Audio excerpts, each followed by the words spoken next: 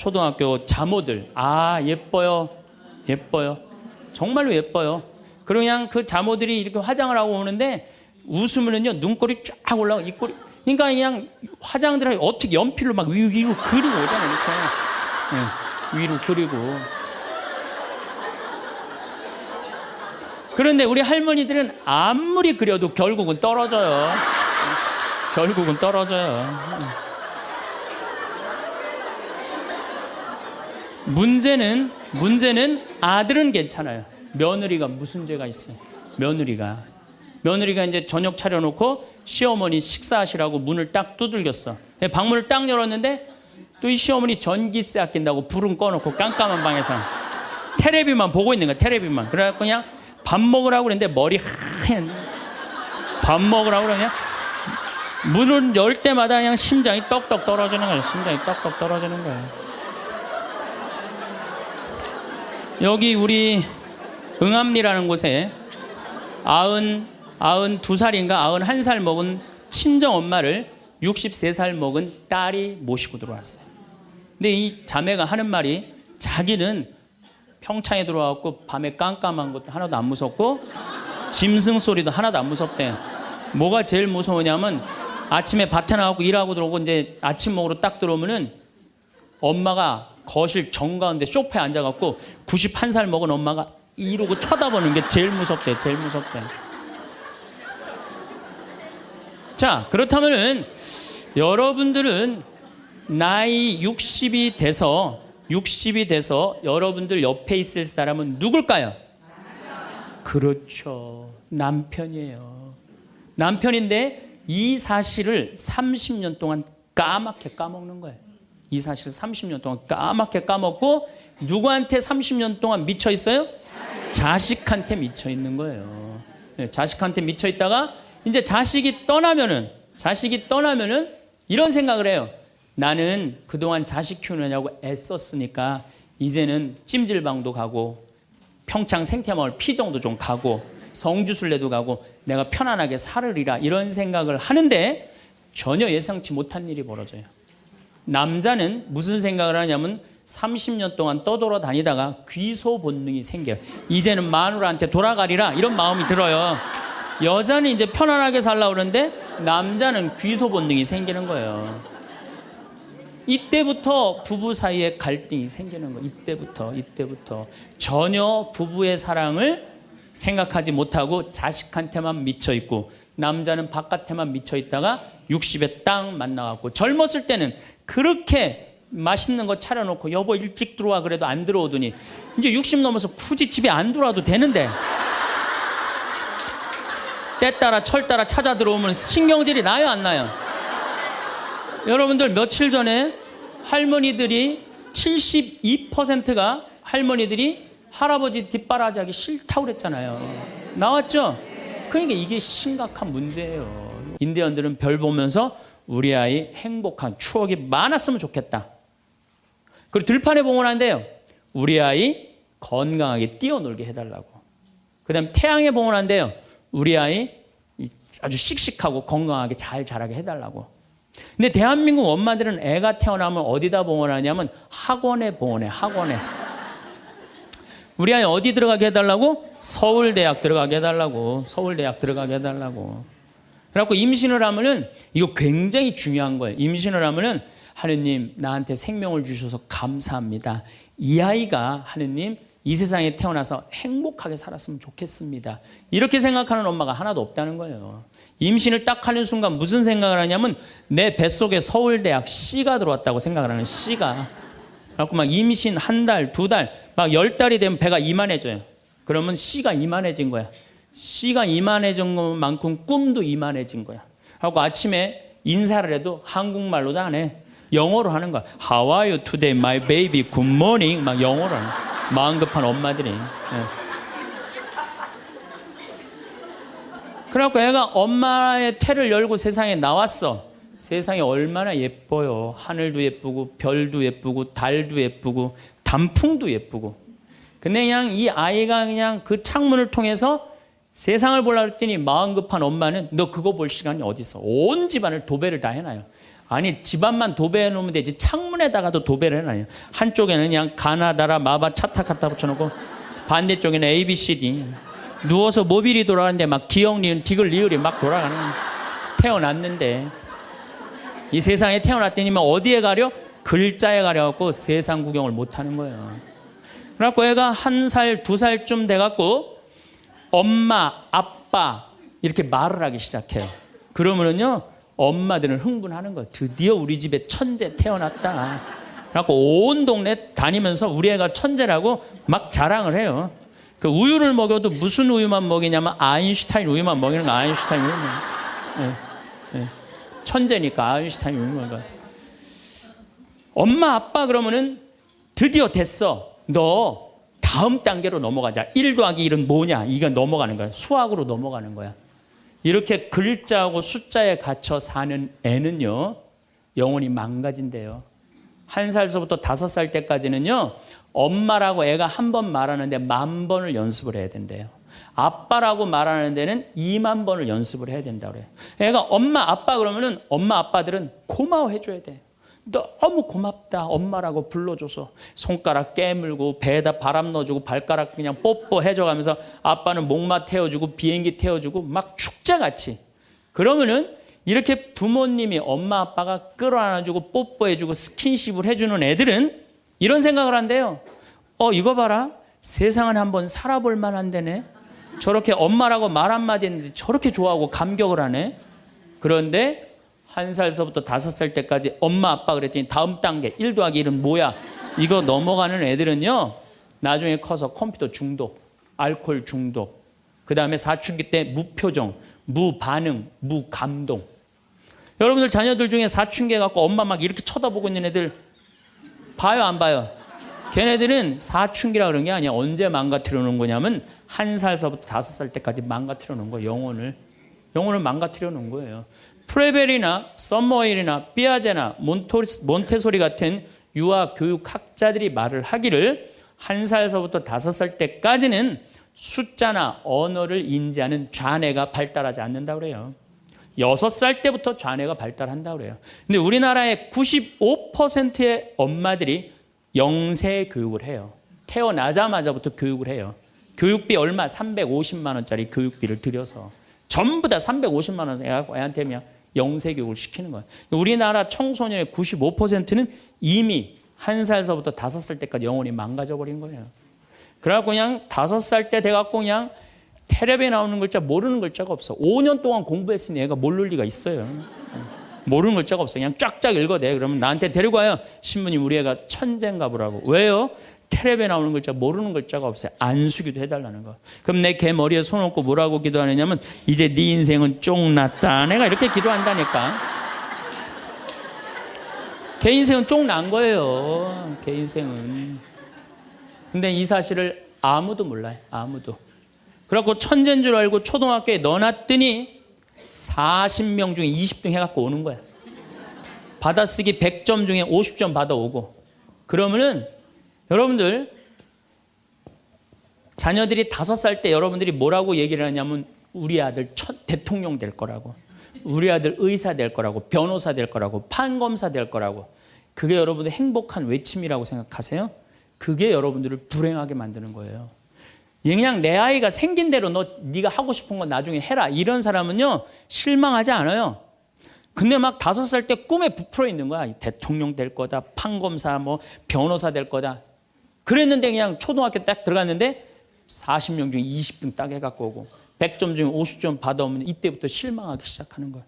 근데 문제는 얘는 이걸 받고 괴로워하지 않아요. 되게 공부 못하는 애들이요 성격이 느긋한 애들이 공부를 못해요. 내일 시험인데도 아무 근심 걱정 없이 막 놀이터에서 막 노는 애들, 걔네들이 공부 못하는 거거든요. 그냥 자기는 괴롭지도 않고 놀이터에서 놀면은 엄마는 그런 애를 보면 눈에서 광선이 나가는 거야. 광선. 분노의 광선이 나가는 거야. 저놈의 새끼 저거 받고 저렇게 논다고. 아무리 때려도 말을 안 들어. 그냥 계속 40명 중에 20등 해갖고 오는 거야. 그러면 엄마는 슬프지만 괴롭지만 힘든 결정을 다시 한번 해요. 우유를 아인슈타인 우유에서 서울 우유로 바꿔요. 서울 우유로.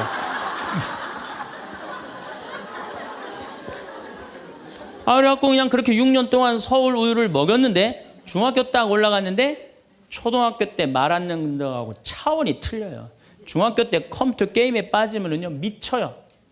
엄마하고 밥 먹으러 나가도 그냥 핸드폰으로라도 해요. 애들이 그냥 그거 보고 있으면 속에서 불 나요 안 나요? 속에서 불이 나죠.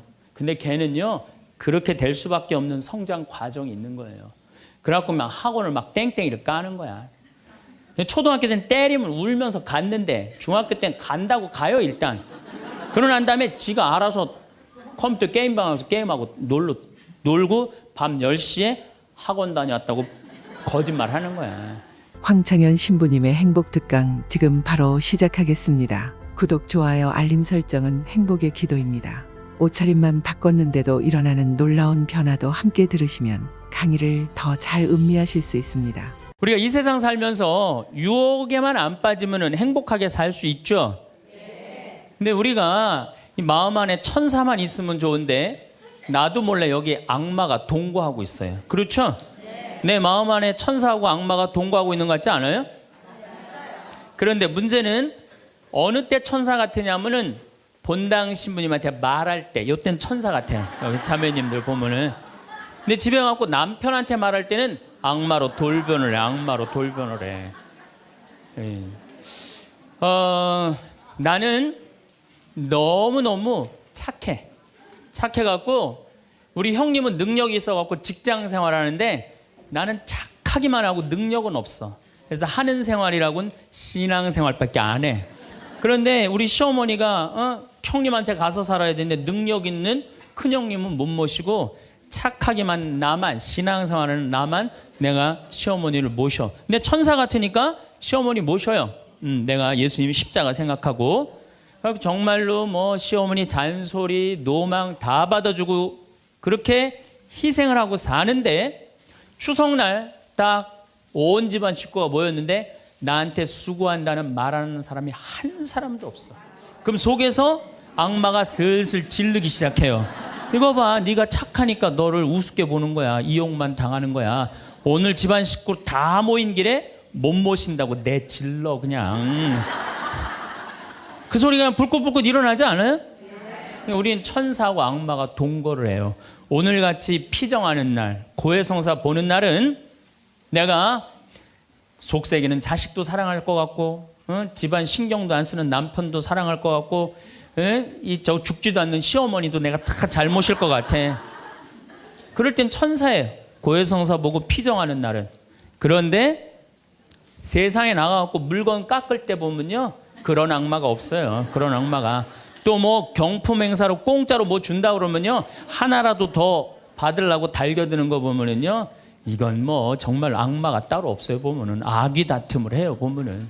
그래서 우리 마음 안에는 천사하고 악마가 항상 동거를 해요. 근데 여러분들 우리만 유혹을 받고 사나요? 예수님은 유혹 받으셨어요? 안 받으셨어요? 받으셨어요. 40일 동안 단식하시고 난 다음에 너무 배고프셨어요. 너무 배고프셨을 때 악마가 짠하고 나타나갖고 당신 배고프지? 배고프니까 이 돌더러 빵이 되라고 그래요. 이거 황당하고 어처구니 없고 불가능한 유혹이에요. 돌이 어떻게 빵이 되겠어요. 그런데 이런 유혹을 우리도 받고 살아요. 우리가 이 세상 살면서 제일 많이 받는 유혹이 뭐냐면 돈에 대한 유혹이야. 돈에 대한 유혹, 빵에 대한 유혹. 내가 30년 동안 60평생 살면서 돈을 3억을 모았어. 60살이 돼서. 그럼 이 돈 연금 잘 가입해 두면요 한 달에 100만 원씩 죽을 때까지 써요. 90살까지. 근데 현찰 3억이 생기면은 악마가 유혹을 해요. 돈이 돈 번데 이거 펀드에다 갖다 맡기면 1년 만에 6억 만들어 줄게. 넘어가요. 이상하게 넘어가요. 아니 3억을 모으는데 30년이 걸렸다면은 이게 한 6억이 되려면 한 10년은 걸려야 되지 않아요? 근데 1년 만에 만들어준다 그러면 덜썩 맡겨요. 그랬더니 이자가 막 1,000만 원씩 나오는 거야. 이게 웬 노다지냐. 이거 확실하다. 부모 돈, 형제 돈, 친구 돈 싹 끌어다가 한 200억을 만들어주면은 악마는 들고 튈까요? 안 튈까요? 펴요.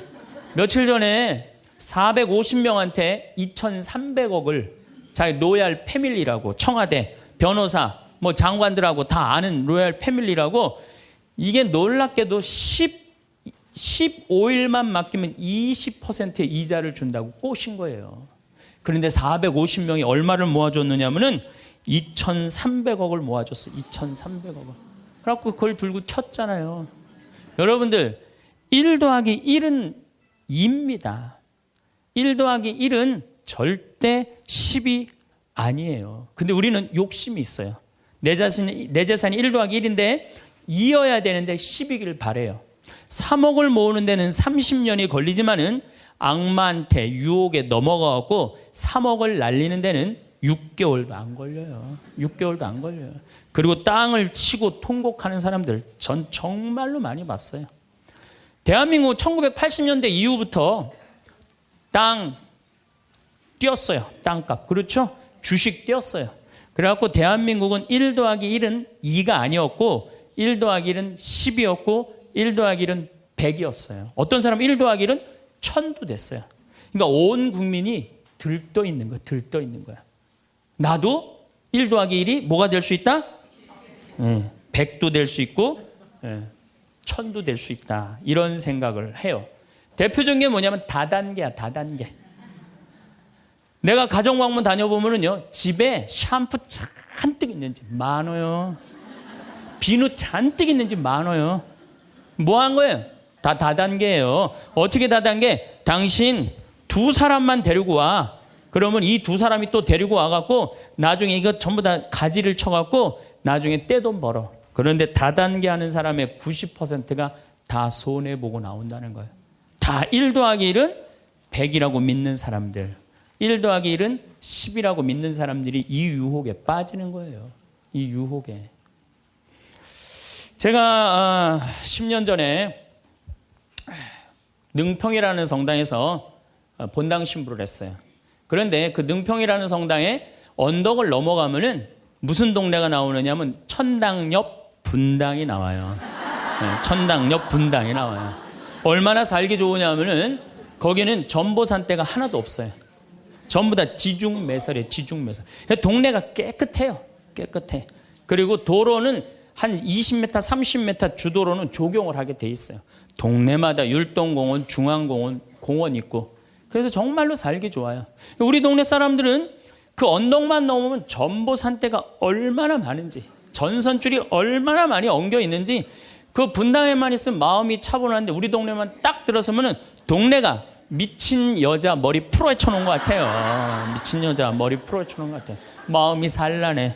그러니까 우리 동네 사람들 꿈은 뭐냐면 천당 옆 분당으로 이사 가는 게 꿈이야. 그래갖고 5억짜리 아파트가 당첨이 됐어. 5억짜리 아파트가.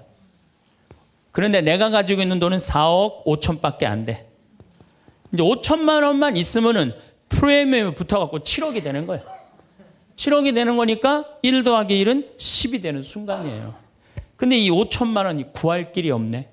제일 만만한 건 누구냐면 늙은 부모님이야. 라고 찾아갖고 얘기를 해요. 어머니 아버지 내가 5천만 원만 있으면은 5억짜리 아파트 되면 내가 잘 모실 테니까 거기 있는 땅 좀 팔아갖고 나 5천만 원만 꿔달라고. 근데 이미 한국 천주교 할머니 할아버지들은 나한테 강의를 들었어. 절대 자식들한테 재산 주지 말라는 강의를 들었어. 안 죽으니까 절대 재산 주지 말라는 강의를. 난 돈 없다 딱 잡았대요. 그럼 느닷없이 부모가 미운 거예요. 느닷없이. 형제 친척한테 꿔달라고 그랬더니 형제 친척도 아무도 꿔주는 사람이 없는 거야. 다 미운 거예요. 예수님은 서로 사랑하라고 그랬는데 악마는 뭐라고 그래? 이거 봐. 너 세상 너 옆에 있는 사람 아무도 없어. 다 미워해. 이 유혹에 빠지는 거예요. 악마의 유혹에 빠지는 거예요. 근데 마음 하나만 바꾸면 얼마나 행복한지 몰라요. 우리 능평은 뭐 조금 전선줄 있다 하더라도 경치 좋고 공기 맑아요. 아주 좋아요. 그리고 분당에서 살려면은요, 거기에 수준 맞추려면요, 피곤해서 못 살아요. 근데 능평은 32평 아파트가 2억 5천이야. 2억 5천이니까, 이 2억 5천짜리 아파트 사고 얼마가 남아요? 2억이 남아요. 이거 갖고 맛있는 것도 사 먹고, 여행도 다니고, 어려운 사람도 도와주고, 얼마나 좋아요. 근데 우리 인간은 이걸 못 해요. 내가 가만히 보면은요, 9개 가진 사람은 10개를 채우려고 이 하나만 더 모으면 10개가 돼. 9개 쓸 생각을 못하고 이거 10개 채운다고 하나 모으다가 죽는 사람들 많이 봤어요, 나. 99개 가진 사람은 100개 채우려고 어떻게? 이 하나를 더 모으려고 99개 쓰지도 못하고 죽는 사람들 많이 봤어요, 저는. 여러분들은 어떠세요? 재산이라는 게 뭔지 아세요? 여러분들, 재산이라는 건요, 내가 쓴 것만 내 재산이에요. 내가 쓴 것만. 내가 안 쓴 건 내 재산 아니에요. 다시 말해서 내가 100억을 모으기 위해서 나 그지같이 70평생을 살았어. 이 사람은 거지로 산 거예요. 이 사람 거지로 산 거예요. 네. 그런데 내가 모은 거 갖고 정말로 알뜰하게 뭐 여행도 다니고 맛있는 것도 먹으러 다니고 뭐 즐겁게 살았어. 이 사람은 재산 제대로 쓴 사람이에요. 그 다음에 죽을 때 그래도 종교기관에 기부나 하고 이런다면은 다행인 사람이에요. 근데 그냥 재산 그냥 이 100억을 주체를 못하는 사람들, 그러다가 죽는 사람들, 루카복음 12장에요. 부자가요 엄청난 풍년을 맞이해요. 이거 나눌 생각을 안 하고 자기를 위해서 창고를 크게 줘요. 그리고 영혼한테 얘기해. 너 이제 편안하게 살아라. 그러니까 하느님이 뭐라 그래요? 이 어리석은 자야, 오늘 밤이 네 영혼이 떠나는 날이다. 너한테는 그렇게 잘 쓰면서 하느님한테 인색한 자의 끝이 이렇다. 재물을 어디다 쌓아둬라? 하늘에 쌓아둬라. 제가 제일 열받을 때가 언제냐면은 97년, 98년 IMF 터졌을 때. 이때 막 우리 교우들 20억, 30억 막 날렸어요. 그래서 술이 그냥 떡이 돼갖고 와서 나한테 뭐라 그러냐면, 신부님, 이렇게 허무하게 날아갈 줄 알았으면 신축금이라도 많이 낼 걸 그랬다. 제일 열받을 때. 그럴 줄 알았으면 미리 해지. 왜 날리고 와서 나한테 그래. 열심히 산 사람들이 실패하고 울면은 동정이 가는데요. 땅 투기하다가, 주식 투자하다가, 노름하다가, 이거 재산 날리고 와서 눈물 흘리고, 자기 고통스럽다고 얘기하는 사람한테는요, 동정이 안 가요. 열심히 살다가 실패한 사람한테는 정말로 동정이 가는데, 주식 투자하다 돈 다 날리는 사람들 동정이 안 가요.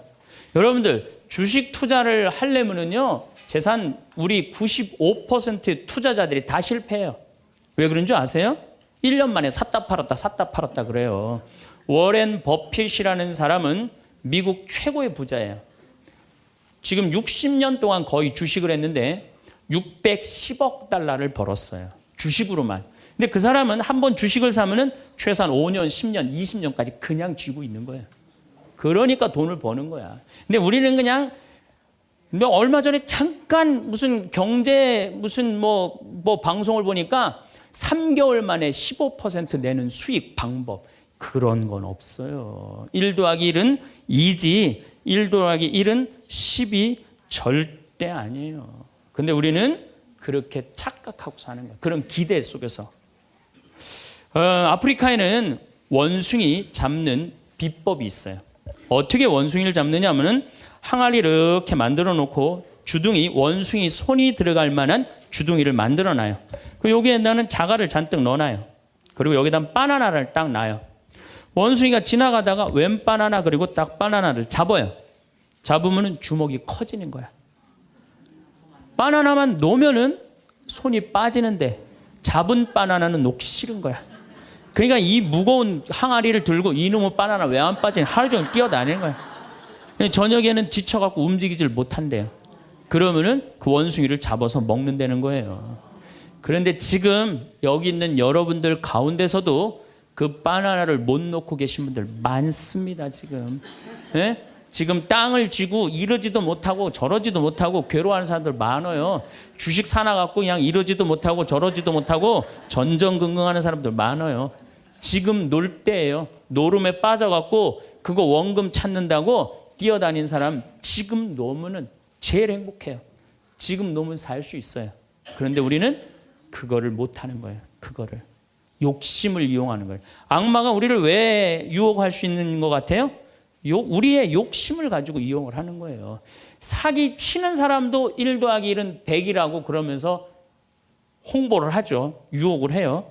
근데 1 더하기 2는 2라고 믿는 사람은 절대 유혹에 안 빠져요. 근데 1 더하기 1은 100이 되기를 바라는 사람은 그 어처구니 없는 악마의 유혹에 빠진다는 거예요. 난 말할 거 없어요. 내가 그러니까. 내가 여기 생태마을 시작할 때 15년 전에 돈이 한 푼도 없었어요. 그래갖고 우리 교구 70세 원로 신부님한테 찾아갔어요. 김창린 필립보 신부님. 여기가 필립보 생태마을이죠? 그 신부님 찾아갔어요. 신부님, 내가 우리 교우들 앞으로 이제 주 5일째가 곧 될 텐데 우리 교우들을 쉴 수 있는 생태마을을 짓고 싶습니다. 토요일날 일요일날 와서 피정도 하고 기도도 하고 쉴 수 있는 공간을 짓고 싶습니다. 그랬더니 신부님이 너 어쩜 그렇게 시간을 잘 맞춰서 왔냐는 거예요. 무슨 소린가 했더니 당신이 은퇴하면 살라고 땅을 수원에다 사뒀는데 그게 개발지가 된 거야. 근데 보상비가 14억이 나온 거예요. 근데 신부님이 그때 이런 말씀을 하시더라고요. 우리 신부들 은퇴하면 교구청에서 아파트 한 채 사주는데 내가 그 돈이 뭐가 필요하냐고. 너 그렇게 좋은 일에 쓴다니 내가 너한테 주마. 하루아침에 14억을 받았어요. 내가 이마에 돈복 이렇게 써있다니까요. 이제 그걸 가지고 이 생태마을을 꾸미려고 계획을 해보니까 이거는 뼈대밖에 못 올리겠더라고. 그래서 3개월 동안 전전긍긍을 하는데 신부님이 나를 다시 부르셨어요. 황 신부 와봐라. 너 그거 갖고는 그거 완성을 못하겠다. 내가 평생 북에서 넘어오셨거든요. 그래갖고 학비에 너무 고생을 하셔갖고 신학생들 장학금을 모은다고 10억을 모아두셨어요. 그 10억도 내가 귀양 너 투자하는 거 내가 너한테 해주마. 대신 나중에 네가 장학 수업은 이어서 해라. 내가 그 약속을 받고 신부님 또 10억을 또 주셨어요. 24억이 된 거야. 그랬더니 그때 그 본당 신부님이 13,000명 본당이 있었는데 교우들이 신부님이 이런 좋은 일을 한다니까 3억을 모아줬어요. 27억이 됐어. 완전히 돈벼락이 그냥 막 쏟아지는 거죠. 그랬더니 후배 신부들이 우리 수원교구 후배 신부님들이 선배 최고 원로 신부님이 이런 사업에 한다니까 동참하겠다고 3억을 또 모아주셨어요. 그래갖고 30억이 돼갖고 이 생태마을을 내가 진 거예요. 2년 만에. 어디 한번 모금 한번 안 다니고 그 신부님이 다 해주셨어요. 그래서 여기가 그 신부님 본명을 따서 필립보 생태마을이 된 거예요. 아니 이렇게 30억을 해서 줘서 주셨으면은 내가 열심히 피정 지도하고 여기 또 우리 농토 많으니까 농사 열심히 져갖고 뭐 황토 성당도 짓고 황토 찜질방도 짓고 황토집도 하나하나 져나가면 되는데 하루아침에 30억이 생기니까 내가 확 미쳐버리더라고요. 내가 일해서 이 하나하나 개발할 생각은 안 하고 어디 돈 많은 과부 없나 이것만 찾으러 다니는 거예요. 돈 많은 과부 없나. 미친 거죠. 제가 보기에는. 그래갖고 1년을 돈 많은 사람만 찾아다녔어요. 그것도 33, 4살밖에 안 된 새파란 신부가. 얼마나 이거 황당한 일이에요. 나도 1 더하기 1은 100이라고 생각을 한 거죠. 근데 그렇게 1년을 따라다녔는데 이게 또 부자들이 특징이 있어요. 도와줄 것 같으면서도 안 도와주고 안 도와줄 것 같으면서도 도와줄 것 같이 말하고 미치겠더라고요. 내 마음 안에 평화가 하나도 없더라고요. 그런데 사도 바오로가 데살로니가 후서 3장 6절서부터 10절까지 내 머리를 한 대 때렸어요. 일하기 싫은 사람은 먹지도 말아라. 나는 교회에 주님의 말씀을 전하지만 성도들한테 피해를 주기 싫어서 밤낮으로 일을 했다. 금을 짜는 일을 했다 이거예요. 그래 내가 열심히 농사 짓고 된장, 간장, 고추장, 청국장 우리 콩 있으니까 여기 또 지역 주민들하고 콩 계약 재배하고 그렇게 하면 되지. 그래갖고 그때부터 벌써 14년 전이네요. 그때부터 된장, 간장, 고추장, 청국장, 김장 농약 안 친 걸로 김장하고 요즘은 또 청국장 가루 이거 아주 너무너무 좋아갖고 오늘도 벌써 2가마를 띄웠는데 다 팔렸어요. 그러니까 내가 이걸 한 첫 해는 판매액이 1억이었는데 작년에는 17억이에요. 너무 즐거운 거예요 사는 게. 저 신부님 떼돈 버나 보다. 떼돈은 남지 않아요. 원료값이 너무너무 많기 때문에. 그렇지만은 내가 우리 교우들한테 농약 안 친 거 먹을거리 제공해주고 이 지역에 지금 3만 평 농약 안 치고 농사 짓고 여기 50명 주민들한테 여기 주민들 지금부터 농한기거든요. 근데 여기 주민들은 지금 내년 2월 달까지 저기 매주 띄우고 이 청국장, 생청국장, 청국장 가루 한 30명이 와서 계속 일을 해요. 얼마나 좋아요. 그 이러면서 내가 행복하게 살면 되는데 아니 내가 미쳐갖고 그냥 한 1년 동안 돌아다닐 땐 마음이 평화롭지가 않더라고요. 여러분들 남의 재물을 탐낼 때부터요. 그때부터 평화는 깨지는 거예요. 남의 재물을 탐낼 때부터. 여러분들 우리 고모가 하나 있어. 근데 고모가 친척이 나라고 조카라고 나 하나밖에 없어. 근데 시집을 안 갔네 이 고모가. 근데 그냥 돈을 많이 벌어갖고 천당역 분당에 아파트도 한 채 있고 빌딩도 하나 있고 저기 막 통장에 돈도 많아. 그럼 이 조카가 저 고모 늙은 고모 죽으면은 저 재산이 누구한테 온다? 나한테 온다. 이 생각하는 순간부터 얘는 불행한 거예요. 고모 재물 탐내는 순간부터 얘는 불행한 거예요. 남의 재물을 탐내면 안 되는데 악마는 뭐라고 우리한테 유혹을 하느냐면 남의 재물을 탐내라고 유혹을 해요. 우리 어머니 아버지가 잘 살아. 저 재산 나한테 오겠지. 그때부터 얘는 일 안 해요. 딴 생각만 하는 거예요. 1 더하기 1은 2라고 생각 안 하고 1 더하기 1은 100이 된다고 생각을 하고 사는 거예요. 절대 평화롭지가 않아요. 또 여러분들 형제 중에 누가 잘 살아. 우리 형이 잘 살아. 누나가 잘 살아. 근데 내가 이번에 아이가 대학을 들어가. 나 등록금 좀 안 대주나. 이때부터 죄짓기 시작하는 거예요. 이때부터 미워하기 시작하는 거예요. 성당 질 때도 마찬가지예요. 성당 질 때도 내가 하느님 아버지 집을 줘. 그러면은 그 하느님 아버지 집 짓는데 내가 봉헌하면 되잖아. 근데 그냥 나는 봉헌할 생각 안 하고 우리 성당에 제일 부자가 저거 얼마 봉헌하나 이것만 기다리고 있는 거야. 근데 그냥 그 부자는 내가 보기엔 1억을 해도 되는데 500만 원밖에 안 했어. 그럼 뭐라고 그러냐면 예수님 말 틀린 거 하나도 없어. 응? 부자가 천국 들어가는 거는 낙타가 바늘구멍 통과하기보다 아는 건 또 많아갖고 그냥 그러면서 그 사람 욕하는 거. 제 생각엔 이래요. 그렇게 부자 헌금 얼마 내나 그거 쳐다보고 있는 것도 남의 재물 탐내는 거예요. 그 사람 마음에 평화 없어요. 내가 가지고 있는 것만 누구한테 봉헌하면 돼? 하느님한테 봉헌하면 되는 거예요. 우리가 이 돈에 대한 유혹 이것 때문에 죄를 짓고 사는 거예요. 그런데 유혹 중에 제일 무서운 유혹이 뭔지 아세요? 여러분들 돈 왜 벌어요? 자식 욕심 때문에 버는 거예요. 자식 때문에 여러분들 돈 버는 거예요. 자식 때문에. 아메리카의 인디안들은 자식이 태어나면 어디다 봉헌하냐면 별한테 봉헌한다고 그래요. 우리 아이 추억 많게 해달라고. 요즘 어제 그제 여기 별 정말 미치도록 많아요. 밤하늘에 별똥별이 2만 개가 떨어져. 2만 개. 지난번에 우리 수녀님들 한 20분 오셨을 때 내가 여기 마루 위에 강 위에다 마루를 깔아놨어요. 그 위에다 밤에 침낭을 하나씩 다 드려요. 그럼 누워갖고 별을 보는데 별똥별이 1시간 동안 10개가 떨어졌대. 10개가. 수녀님들이 너무 행복하다는 거예요. 이 별을 보고 행복한 추억을 가지고 살았으면 좋겠는데 우리나라 엄마들은 그런 생각 안 해요. 인디언들은 별 보면서 우리 아이 행복한 추억이 많았으면 좋겠다. 그리고 들판에 봉헌한대요. 우리 아이 건강하게 뛰어놀게 해달라고. 그 다음에 태양에 봉헌한대요. 우리 아이 아주 씩씩하고 건강하게 잘 자라게 해달라고. 근데 대한민국 엄마들은 애가 태어나면 어디다 봉헌하냐면 학원에 봉헌해. 학원에. 우리 아이 어디 들어가게 해달라고? 서울대학 들어가게 해달라고. 서울대학 들어가게 해달라고. 그래갖고 임신을 하면은 이거 굉장히 중요한 거예요. 임신을 하면은 하느님 나한테 생명을 주셔서 감사합니다. 이 아이가 하느님 이 세상에 태어나서 행복하게 살았으면 좋겠습니다. 이렇게 생각하는 엄마가 하나도 없다는 거예요. 임신을 딱 하는 순간 무슨 생각을 하냐면 내 뱃속에 서울대학 C가 들어왔다고 생각을 하는 C가. 그래갖고 막 임신 한 달, 두 달, 막 10달이 되면 배가 이만해져요. 그러면 C가 이만해진 거야. C가 이만해진 것만큼 꿈도 이만해진 거야. 하고 아침에 인사를 해도 한국말로도 안 해. 영어로 하는 거야. How are you today, my baby? Good morning. 막 영어로 하는 거야. 마음 급한 엄마들이. 네. 그래갖고 애가 엄마의 태를 열고 세상에 나왔어.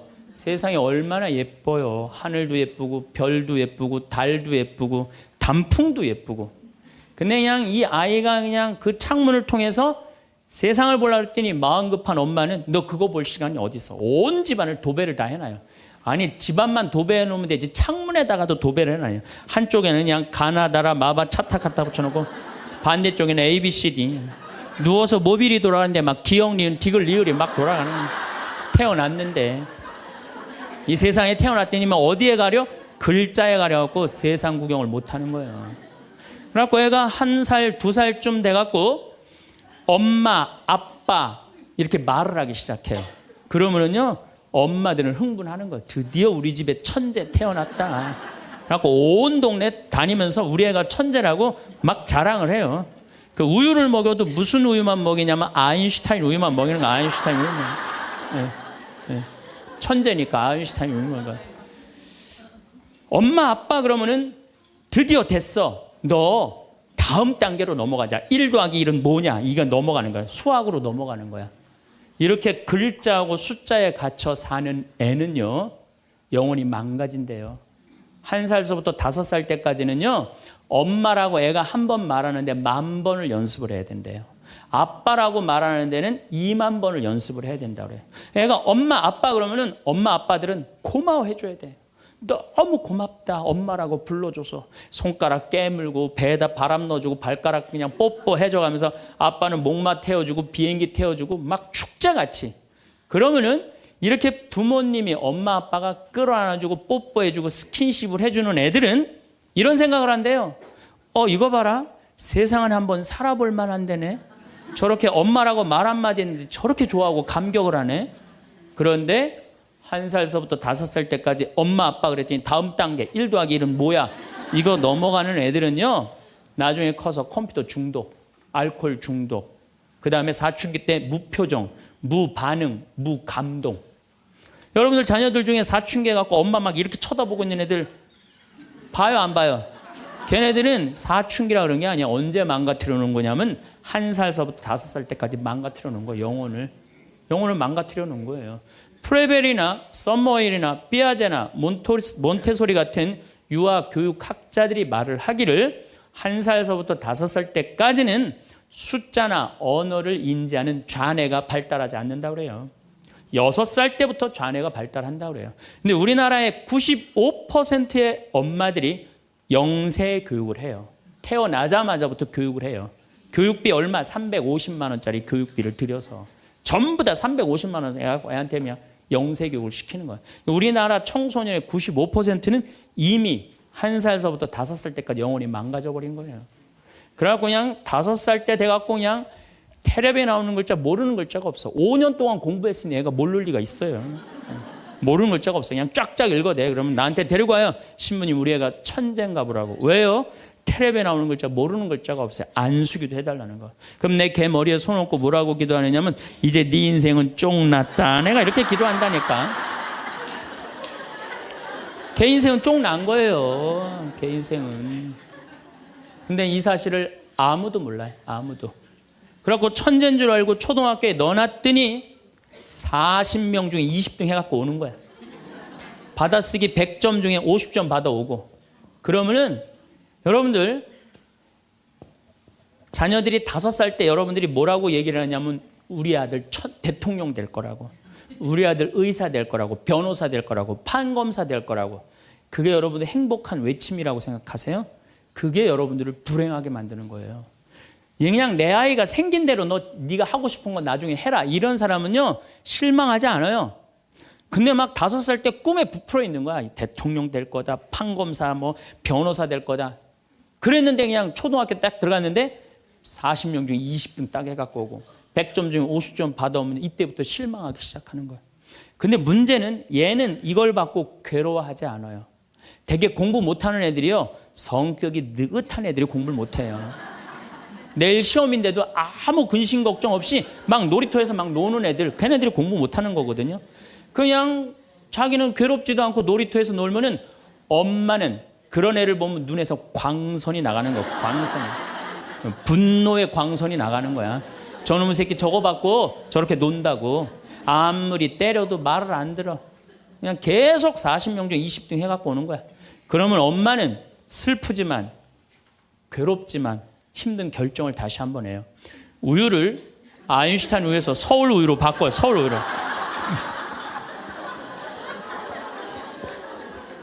그래갖고 그냥 그렇게 6년 동안 서울 우유를 먹였는데 중학교 딱 올라갔는데 초등학교 때 말 안 듣는 거하고 차원이 틀려요.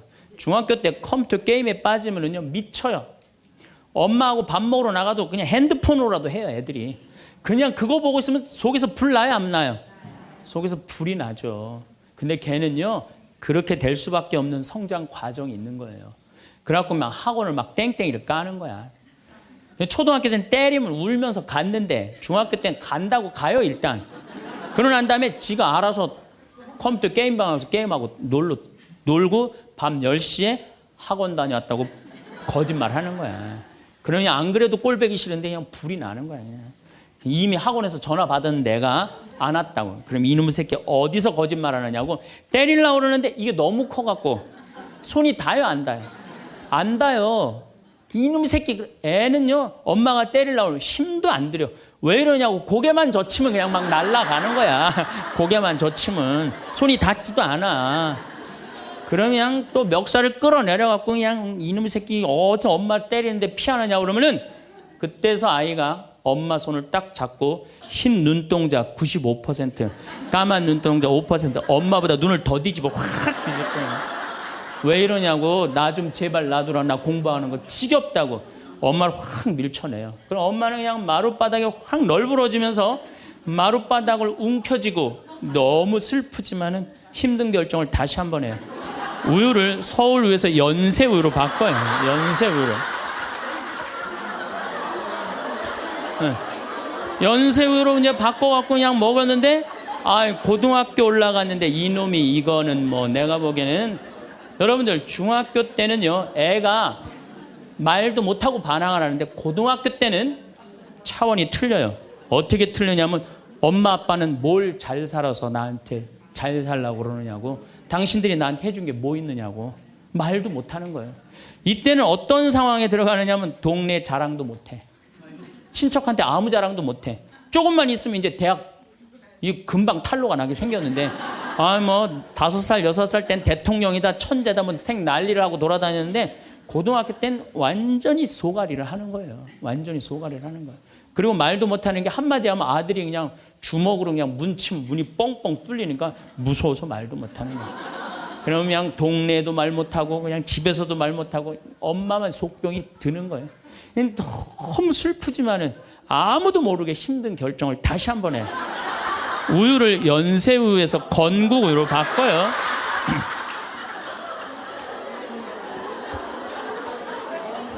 건국우유로 바꿔서 그렇게 먹였는데 고등학교 3학년 때 보니까 모의고사를 봤는데 15% 안에 들어야지 서울에 있는 학교를 가는데 30% 뒤로 막 밀리는 거야.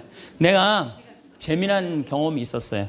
내가 아주대학 환경공학과 대학원을 다닐 때 그 옆에 창현고등학교, 유신고등학교가 있었어요. 근데 걔네들이 1학년 딱 들어와서는 우리 학교를 보고 그랬대요. 내가 아주대학 가면은 내 대학을 안 간다 그랬대요. 1학년 되면은. 근데 2학년 애들은 상황이 틀리대요. 아주대학도 괜찮은데 이런데 2학년 되면. 근데 3학년이 된 애들은 그 창현고등학교, 유신고등학교 애들은 3학년만 되면 제발 아주대학만이라도. 엄마가 딱 그런 마음이야. 그러니까 이제 엄마가 너무 슬프지만은 그 성적표를 받아보고 마지막으로 힘든 결정을 다시 한번 해요. 우유를 건국우유에서 저지방 우유로 바꿔요.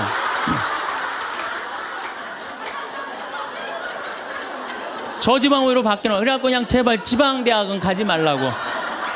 그래갖고 그냥 지방대학 그렇게 가지 말라고 저지방 우유를 먹었는데 애가 결국은 지방대학을 갔어. 이때부터 자식이 미운 거예요. 자, 여러분도 한번 생각을 해봐요. 그 소중한 자식 태어났는데 처음부터 네 생긴 대로 살아라 그랬으면 20년 동안 사랑이 쌓였을 거예요. 근데 처음부터 자기가 먼저 대통령, 판검사 목표 설정해놓고 애가 따르지 않는다고 애를 미워한다. 애가 잘못하는 거 부모가 잘못하는 거예요. 나는 100번 부모가 잘못한다고 생각을 해요. 공부 못하면 어때요? 애가 건강하고 자기 행복하게 살면 되지. 내 목표에 애가 따르지 못한다고. 그리고 애들이 공부 못하는 거는 누구 머리 닮아서 공부 못해요? 여러분들 남자 여자는 XY고 여자는 XX죠? 그런데 이 Y 유전자는요 성을 결정하는 아주 최소한의 정보만 갖고 있어요. 대개 X 안에 모든 게 다 들어있어요. 그러니까 엄마 아빠한테 갖고 와봤자 엄마 걸 더 많이 갖고 와요. 그러니까 애들이 공부 못하는 건 거의 엄마 닮아서 공부 못하는 거예요. 아니 그러면은 애가 공부 못하면 자기 머리를 떨어야지 왜 애를 괴롭혀요? 그러니까 우리나라 초등학교, 중고등학교, 대학생 중에 부모하고 제일 사이 나쁜 세대가 대학생이 제일 나빠요. 그 정도는 부모하고 마음이 통해야 되는데, 말이 통해야 되는데 말이 안 통하는 거예요. 그냥 부모 싫다고 떠나가는 거예요. 그냥 자식 놓치는 거죠. 영원히 떠나가는 거예요. 자, 그런데 신부님, 내 아이는 너무 똑똑해요. 아주 착해요. 반에서 1등, 전교에서 1등 해갖고 서울대학 갔어요. 그런데 서울대학 간 자식도 사실은 별로 소용없어요. 서울대학 가갖고 얘가 졸업을 해갖고 삼성에 취직을 했어. 출근을 했는데 내가 나눴는데도 어쩜 저렇게 잘생겼어. 빛이 번쩍번쩍 나. 그렇게 빛이 번쩍번쩍 나. 너무 보기 좋은 거야. 내 자식이지만. 그런 자식일수록요, 잘하는데 아무런 도움도 주지 않은 나보다 훨씬 예쁘고 훨씬 젊은 여우 같은 며느리가 나타나서 낚아채 가는 거예요. 그날로 끝나는 거예요. 그날로. 여러분들, 옛날에는 부모 자식이 끈끈했어요. 왜 옛날에는 부모 자식이 끈끈했느냐면 평균 연령이 46세였을 때 100년 전만 해도 46세까지 못 살았어요. 20살에 결혼해갖고 내 나이가 40이 되면은 자식은, 큰아들은 나를 40 먹은 나를 몇 년만 모시면 되냐면 6년만 모시면 돼. 6년. 모실만해? 안 모실만해? 부모 6년 모시는 거 모실만해요. 그런데 부모가 46에 돌아가셨어. 그럼 내 효도 더 받아 먹으라고 3년 심효살이를 했어요. 산소협회 초막을 져서. 근데 만약에 40살 난 부모님이 돌아가시려고 그러면요, 20살 난 자식이 손가락 깨물어서 단지해 줬어. 입에다가. 죽지 말라고. 옛날에 만약에 부모님이 돌아가려고 그러는데 손가락 끊어갖고 단지를 안 하는 동네에서, 자식 있으면 동네에서 손가락질했어요. 저 자식 부모 돌아가려고 그러는데 손가락도 안 끄는 놈이라고. 옛날에는요, 자식들이 부모한테 애절했어요. 그런데 애절한 이유가 부모의 은혜가 고마워서 그걸 효도를 하려고? 전혀 이유는 다른 데 있어요. 동생이 17살, 14살, 11살, 8살, 5살, 2살이야. 아니 이렇게 줄줄이 나놓고 지금 이거 누가 키워야 돼? 장남이 키워야 돼. 장남이. 그러니까 죽어도 언제 죽어라? 2살까지 키워놓고 죽어라. 만약 우리 부모님이 2살까지 다 키워놨어. 그때까지 부모님이 살아있으면요, 얘를 시집 장가 보낼 때까지 살아있으면 너무 고마웠고 차려준 잔치가 환갑잔치예요. 그리고 진짜 오래 살았다고 차려준 잔치가 진갑잔치예요. 이게 나아갈 진짜를 써. 60에서 더 나갔다. 이거 나가지 말아야 되는데 더 나갔다 이거예요. 그래서 진갑잔치야. 그리고 만약에 70까지 살았다. 이거는 두보의 시에 나오지만은 옛날부터 70까지 사는 것은 고자, 고래, 희박하게 온다 이거야. 70까지 사는 사람은 희박하다. 그래서 고희라는 단어를 쓰는 거예요. 이거 옛날엔 70까지 어떻게 살아요? 근데 요즘은 60 넘어도 갈 생각 해야 안 해요? 자, 나 60 넘었다. 손 들어보세요. 여기 지금 별로 없을 것 같은데 손 들어보세요. 이게 문제라는 거예요. 60이 넘었으면 가야지. 평창으로 오면 어떻게 해? 평창으로 오면. 그런데 요즘 우리 직원들이 말을 하기를 뭐라고 그러냐면, 신부님 70이 됐는데요, 아줌마 같은 분들이 너무 많다는 거예요. 70에도 요즘 아줌마 같아요. 그래서 70에도 총각 같은 사람도 많아요. 예. 우리 아버지가 그래요. 아버지가 80인데도 총각 같아요. 지금 60세 되신 분들은 100살까지 삽니다. 몇 년 남았냐면 40년 남았어요. 40년. 지금 50살 되신 사람들은 110살까지 살아요. 몇 년 남았냐면 60년 남았어요. 60년. 자, 아니 오늘 방송에서 뭐라고 그랬냐면은 2040년에 평균 연령이 190살이라고. 90살. 2040년. 자, 그렇다면 여기 지금 50대신 분들 2040년이면 80대예요. 그때 평균 연령 90이에요. 그럼 그때 다 100살 넘게 산다는 얘기예요. 제 말이 그냥 허투루 하는 말이 아니에요. 지금 40 넘은 사람들은 120살까지 살아요. 여러분들 120살까지 살 때 자식이 나 효도할 수 있어요? 노 갈등이 생기는 거예요. 노 갈등. 늙은 자식과 늙은 부모의 갈등이 생기는 거예요. 제가 대전에 가서 강의를 했어요. 강의를 했는데 노인대학에 가서 강의를 했어요. 그랬더니 할아버지 한 분이 오셔서 머리가 하얀 할아버지야. 신부님 제가 75인데요. 나 엄마 때문에 힘들어서 죽겠다는 거예요. 무슨 소린가 했더니 98살 먹은 엄마가 그렇게 잔소리라고 힘들게 한다는 거예요. 이거 먹고 싶다 저거 먹고 싶다. 자기도 힘들어 죽겠는데 98살 먹은 엄마 때문에 힘들다는 거예요. 그래서 이제는 노 갈등, 늙은 부모와 늙은 자식의 갈등이 생기는 거예요. 또 얼마 전에는 하나 투어에서 난리가 났어요. 96살 먹은 할아버지가 배낭여행을 신청을 한 거예요. 96살짜리 할아버지가. 그래갖고 그냥 하나 투어에서 이걸 어떻게 해야 되느냐 그래갖고 할아버지한테 전화를 했어요. 할아버지 96은 배낭여행 안 됩니다. 그때는 할아버지가 화를 내면서 걱정하지 말아라. 난 아들하고 가니까 우리 아들이 다 잘해줄 거다. 아들이 몇 살인데 그러냐고. 우리 아들은 70살이다 70살.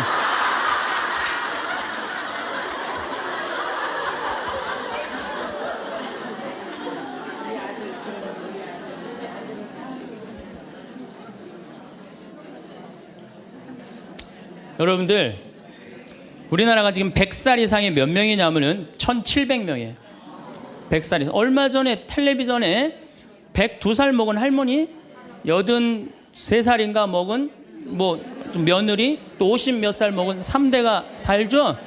이제는 그런 일이 다반사로 생긴다는 거예요. 다반사로. 지금 70살 넘은 우리나라 인구가 240만 명이에요. 70살 이상이. 60세 이상이 뭐 65세 이상이 540만 명, 540만 명. 초등학교 애들이 310만 명이에요. 그러니까 요즘 길에 나가보면요. 우리 어렸을 땐 길에 애들이 바글바글 했어요. 구슬치기, 딱지치기 그냥. 할머니는 이런 할머니 하나 이렇게 구경하고 있었어요. 근데 요즘에 길에 나가보면 애들은 하나도 안 보여요. 애들은 낳지도 않고 학원에 가고. 길에 나가면 누구만 바글바글 하냐면 할머니, 할아버지들만 바글바글 하더라고요. 21세기는 그래서 노인의 시대라는 거예요.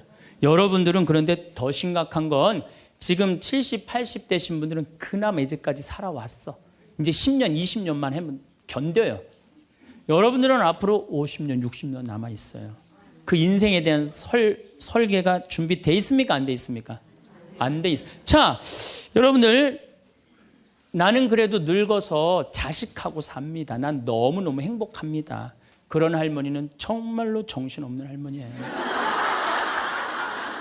나이 먹으면 눈두덩 쳐져요, 안 쳐져요? 눈가 쳐져요, 안 쳐져요? 볼 쳐지고 입술 쳐져요. 그럼 자식하고 사는 할머니, 나는 저녁 먹고 화도 안 났어. 화도 안 나고 그냥 텔레비를 보고 있는데 어떻게 하고 보고 있느냐면 이러고 보고 있는 거예요. 이러고. 아들이 지나가다가 뭐가 화가 나는 일이 있어서 저러나. 제가 요즘 초등학교 강의를 많이 나가요. 초등학교 자모들. 아, 예뻐요. 예뻐요. 정말로 예뻐요.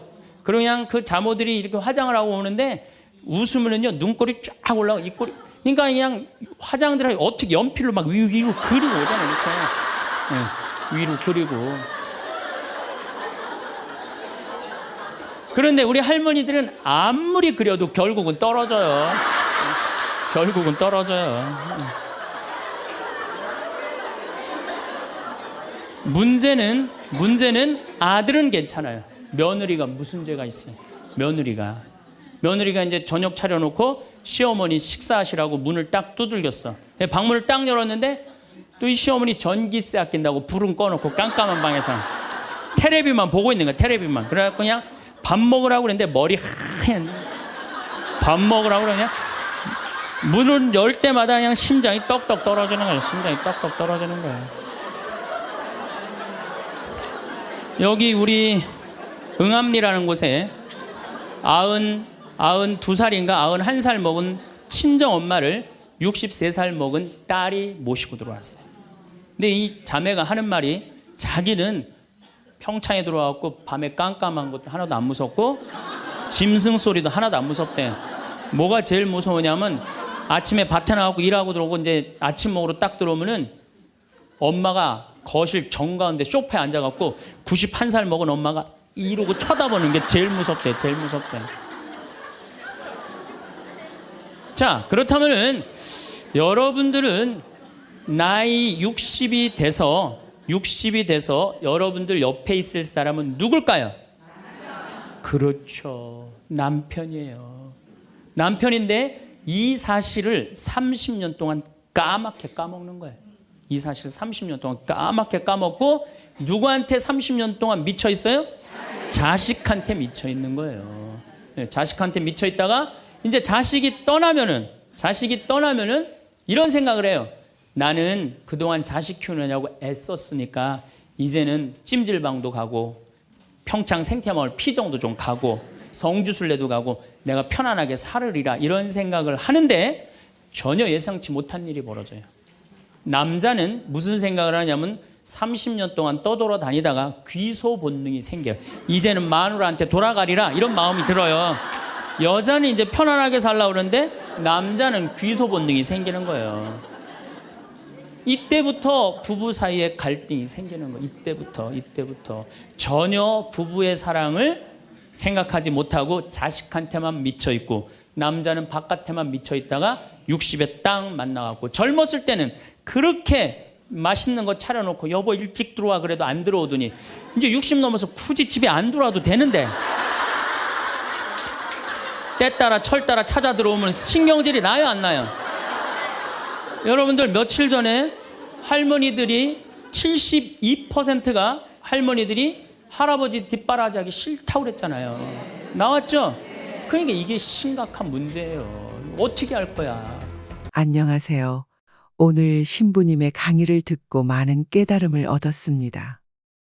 여러분도 공감하셨을 텐데 우리 삶 속에서 유혹과 욕심이 어떻게 작용하는지 그리고 천사와 악마가 우리 마음 속에서 어떻게 싸우고 있는지를 재미있게 풀어주셨죠. 신부님 말씀대로 우리 삶에서 어떻게 행복을 찾고 균형을 맞추며 살아가야 하는지 함께 생각해 보시죠. 우리 모두 일상에서 크고 작은 유혹을 마주하며 살아가죠. 여러분도 그런 경험 있으신가요? 순간의 잘못된 선택이 우리의 삶을 크게 흔들 수 있다는 것 공감하시나요? 특히 돈과 관련된 유혹이 많은데 쉽게 돈을 벌 수 있다는 다단계나 위험한 투자는 결국 큰 손해로 이어질 수 있다는 걸 신부님께서 강조하셨어요. 여러분도 1 더하기 1은 2라는 기본 원리를 잊지 말고 과도한 욕심은 화를 부를 수 있다는 걸 기억하셨으면 좋겠습니다. 이런 교훈은 우리 손자들에게도 꼭 알려줘야겠죠. 요즘 부모들은 자녀 교육에 대한 욕심이 대단한 것 같아요. 혹시 여러분의 자녀나 손자도 그런 부담을 느끼고 있지는 않나요? 신부님 말씀처럼 자식이 태어나자마자 서울대를 꿈꾸며 학원에 보내는 부모들이 많은데 이게 정말 좋은 걸까요? 지나친 기대는 자녀를 힘들게 하고 부모 자식 간의 관계에도 악영향을 미칠 수 있다고 하셨어요. 우리 손주들이 행복하게 자라려면 그들이 원하는 대로 자유롭게 성장할 수 있도록 도와주는 것이 중요하다는 신부님의 말씀에 여러분도 동의하시나요? 강의 후반부에서는 노년의 삶에 대한 이야기가 있었습니다. 요즘 100살까지 사는 분들도 많아졌죠.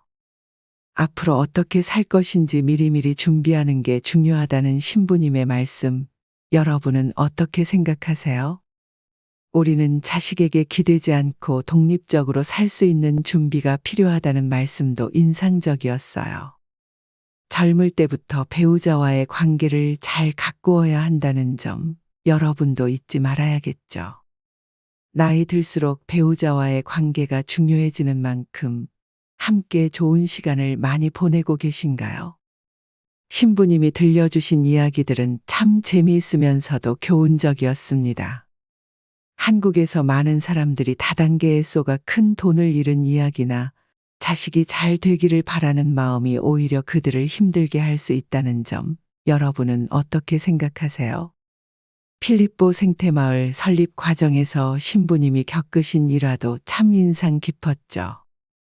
주위 사람들의 도움을 받으며 계획을 이루어 나가신 이야기는 우리가 서로 돕고 감사하는 삶을 살아야 한다는 교훈을 줍니다. 여러분도 주변 사람들에게 감사하며 살아가고 계신가요? 오늘 신부님의 강의를 들으며 우리가 어떻게 살아가야 할지 많은 생각을 하게 되었습니다. 욕심을 버리고 지금 있는 것에 감사하며 미래를 준비하는 것이 중요하다는 걸 다시 한번 깨달았어요. 여러분도 오늘 강의에서 얻은 지혜를 바탕으로 더 행복하고 만족스러운 삶을 살아가길 바라요. 이 강의를 통해 여러분도 많은 것을 느끼셨을 거라 생각해요. 우리 모두가 삶의 유혹을 슬기롭게 이겨내고 행복하게 살아가길 바랍니다. 여러분은 어떻게 생각하세요?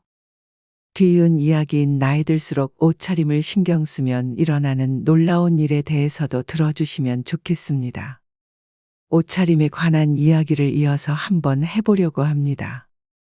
요즘 옷을 사러 가보면 가격이 너무 비싸서 깜짝 놀랄 때가 많아요. 지금 입고 있는 옷이 얼마인지 한번 생각해 보세요. 몇백만 원짜리 비싼 옷을 입었다고 우리가 정말 행복할까요? 비싼 옷이 반드시 행복을 보장하진 않지만 적절한 옷차림은 우리의 이미지를 긍정적으로 바꿔줄 수 있습니다. 사람들은 보통 옷차림을 통해 첫인상을 판단합니다. 그러니 옷차림에 조금 더 신경을 쓴다면 우리의 모습이 2배 더 좋아질 수 있을 겁니다. 우리 사회는 사회적 지위가 높기만 해도 세상에서 부러움을 받습니다. 여기에 세련된 옷차림까지 더해지면 사람들은 더욱 존경심을 가지게 될 수 있습니다. 옷차림은 그 사람의 자신감과 개성을 나타내기 때문에 입었을 때 마음이 편해야 해요. 옷은 몸에 맞아야 하지만 마음에도 맞아야 해요. 옷이란 무엇인가요? 더울 때 시원하게 하고 추울 때 따뜻하게 해주는 것 이상으로 옷은 우리의 이미지를 포장하는 도구입니다. 포장은 내용물에 맞아야 해요. 속이 빈 사람은 화려한 겉모습만 가지면 허세로 보이기 쉽고 속이 꽉 찬 사람은 평범한 옷을 입어도 빛이 납니다. 어느 유명한 사람이 있었습니다. 얼굴도 잘생기고 옷도 깔끔하게 입고 다녔어요. 40여 년 전이었죠. 여름이었는데 새로 다려 입은 옷이 구겨질까봐 서서 갔다고 자랑하더라고요. 40여 년 전 이야기를 아직도 기억하고 있어요. 그 이름까지도 기억하죠. 그건 옷걸이예요. 사람이 아니라 옷걸이예요. 옷은 뭐냐고요? 필요해서 걸치는 포장 같은 건데 그 옷이 구겨질까봐 앉지도 못하고 10시간 가까이 서서 가다니 대단한 인내력이죠. 그렇게까지 무리해서 옷을 아낄 필요는 없어요. 옷차림은 자연스럽게 그리고 분수에 맞게 하는 것이 가장 좋습니다. 외국에 나가봐도 똑같습니다. 대학 교수나 정부 관료들은 팔꿈치에 가죽을 덧대고 아주 검소하게 입어요. 검소한 데서 세련된 모습으로 가기는 쉬워요. 하지만 한번 사치에 빠지면 다시 검소한 생활로 돌아가기는 어렵습니다. 옛말에 사치한 사람은 3년 동안 쓸 것을 1년에 다 써버리고 검소한 사람은 1년 동안 쓸 것을 3년에 나눠 쓴다고 했습니다. 사치한 자는 부유해도 만족할 줄 모르고 검소한 사람은 가난해도 여유가 있습니다. 사치한 사람은 걱정이 많고 검소한 사람은 복이 많아요. 한마디로 사치는 악덕이고 검소함은 미덕입니다. 서민들이 나라 살림을 지탱하고 있는데 고위층들은 밍크코트를 뇌물로 주고받고 있어요. 정신 상태가 잘못된 것이죠.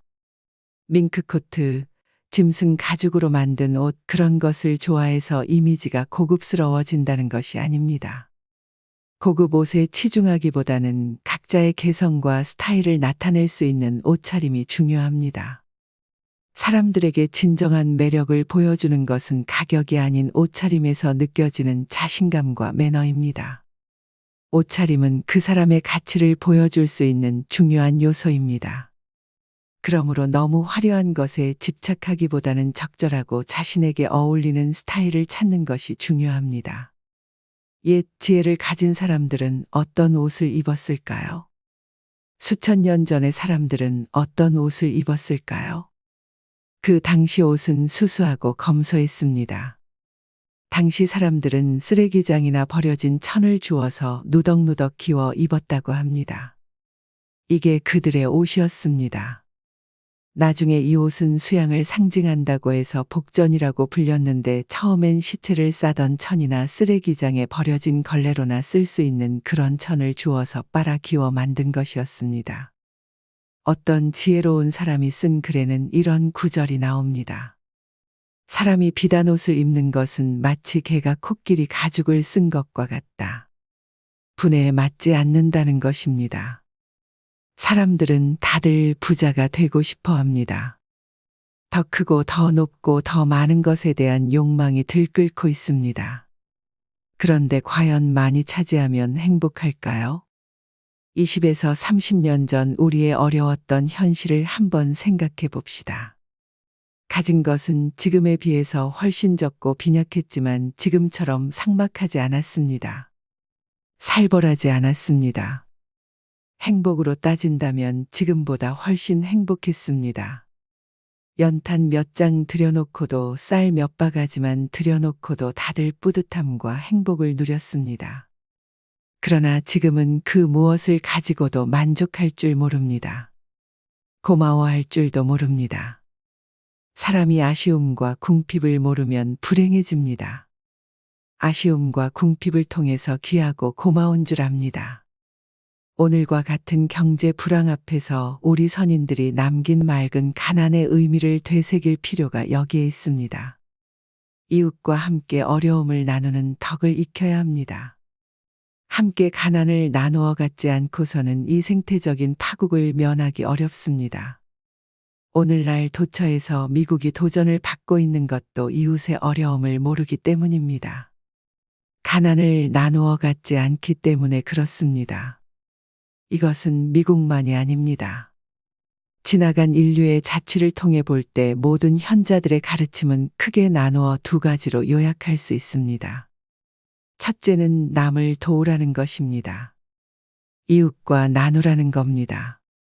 다시 말하면 혼자 독차지하지 말라는 거예요. 남이란 누구입니까?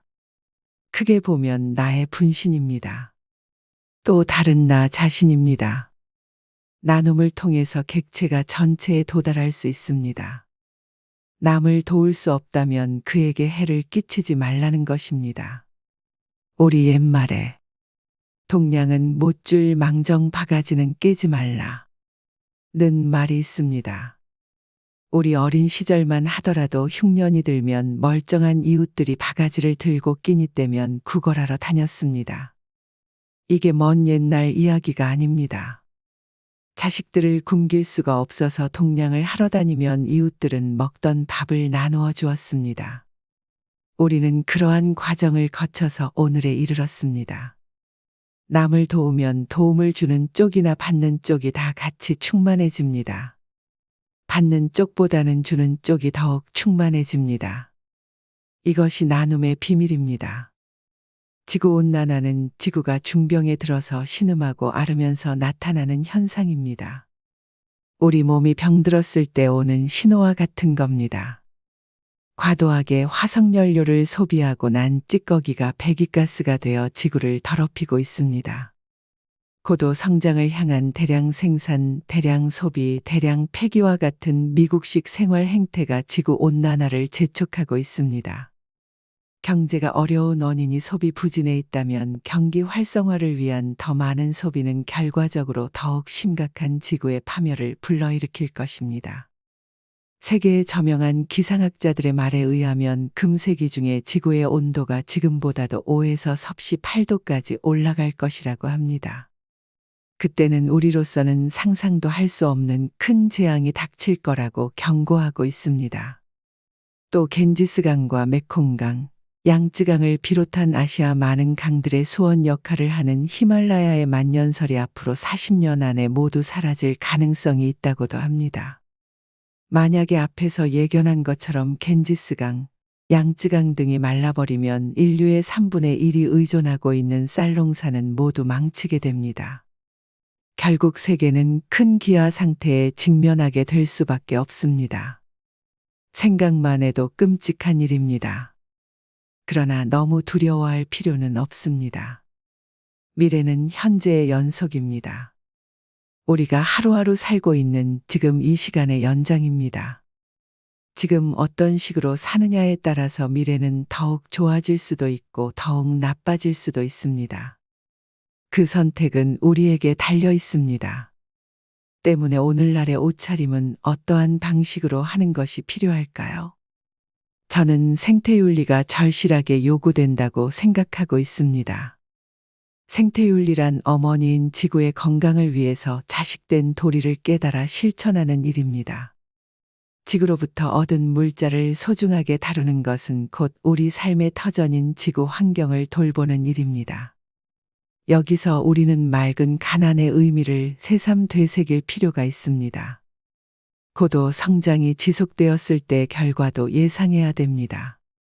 흥청망청하는 동안 생태적 파국이 앞당겨지지 않을까요? 우리는 지금 한정된 지구의 자원에 의존하고 있습니다. 하나밖에 없는 우리 삶의 터전인 이 지구는 그동안 너무 착취를 당해서 지금 크게 몸살을 앓고 있습니다. 날로 심각해지는 지구온난화 현상은 무엇을 말합니까? 이 지구는 단순한 무기물이 아닙니다. 살아있는 커다란 생명체입니다. 세계적으로 유명한 조르주 아르마니라는 의상 브랜드가 있는데 한복을 그대로 본떠서 옷을 만든 적이 있습니다. 심지어 전통 가방까지 약간 변형해서 만들었습니다. 끈 대신 단추를 달았더라고요. 세계적인 외국 디자이너들이 여기저기 다니던 중에 이 옷의 매력을 발견한 것입니다. 자연스러운 전통 속에 옷차림의 비결이 있습니다. 옷이 날개라는 말에 속지 마세요. 몸에 걸치는 이것은 옷일 뿐이에요. 흔히들 그 옷 입으니까 달라 보인다 라는 소리를 하는데 사람한테 옷이 날개가 될 수는 없어요. 옷은 검소하고 단정하게 입어야 합니다. 우리네 어머니들이 입는 편한 옷도 얼마나 좋나요? 우리는 전통 의상을 늘 보니까 깨닫지 못하지만 외국 사람들은 그 선의 아름다움과 섬세함을 찬양합니다. 요즘 개량 한복을 만들어 입고는 하는데 편리한 면은 있지만 우아함은 없어요. 이 옷은 우리의 전통 의상입니다. 색깔만 다를 뿐이지 오래전부터 입어온 그 옷이에요. 우리의 전통 의상에 대해서 긍지를 가져야 합니다. 끝으로 우리가 입어야 할 옷에 대해서 말씀드리겠습니다. 아까도 얘기했습니다. 속이 빈 사람이 호사스러운 옷을 입게 되면 천박해 보이고 속이 찬 사람은 아무 옷을 걸치더라도 그 옷이 빛나 보입니다. 신념을 가진 사람들은 세 가지를 평소에 몸에 갖추어야 합니다. 복잡한 세상을 살아가면서 자기 나름의 청정한 생활 규범과 질서를 가져야 합니다. 또 시끄럽고 어지러운 세상에서 제정신 똑바로 차리지 않으면 어떻게 될지 알 수 없습니다. 제정신 똑바로 차리는 명상의 옷과 성인들의 가르침을 따르는 지혜의 옷을 입어야 합니다. 청렴과 명상과 지혜를 평소에 몸에 익힌다면 어떤 옷을 입더라도 거리낌이 없어요. 그게 일반인과 신념 있는 사람의 다른 점입니다. 신념을 가진 사람이 누구입니까? 자주 봉사에 참여하는 사람만이 신념 있는 사람은 아닙니다. 그것은 아무나 할 수 있는 거예요. 신념을 가진 인연으로 청정한 청렴과 명상과 지혜를 몸에 익혀야 됩니다. 그렇게 되면 그 몸에 걸친 어떤 옷이라도 빛이 납니다. 그렇지 않고는 무슨 옷을 입더라도 그 옷에 얽매입니다. 옷걸이가 되게 되어 있습니다. 청렴과 명상과 지혜의 옷을 입는다면 어려운 세상을 산다 하더라도 능히 헤쳐나갈 수 있고 어떠한 고난도 이겨낼 수 있습니다. 저는 요새 이런 생각을 합니다. 시절이 좋았을 때 우리가 너무 흥청망청하지 않았습니까? 하지만 얼마만큼 쓰고 누려야 우리가 만족할까요? 우리는 고도 성장이 지속되었을 때 결과도 예상해야 됩니다. 흥청망청하는 동안 생태적 파국이 앞당겨지지 않을까요? 우리는 지금 한정된 지구의 자원에 의존하고 있습니다. 옷차림은 단순히 옷을 입는 것이 아니라 자신을 표현하는 방법입니다. 자연스럽고 편안하고 사치 부리지 않으면서도 아름다움이 드러나는 옷차림은 우리의 이미지를 2배로 좋게 만들어줄 수 있습니다. 그래서 우리 모두 옷걸이가 되지 말고 옷을 통해 자신을 표현하는 사람이 되었으면 좋겠습니다. 오늘도 서로에게 더 따뜻한 사회, 우리들의 행복한 노후를 바랍니다. 고요한 밤이었습니다. 감사합니다.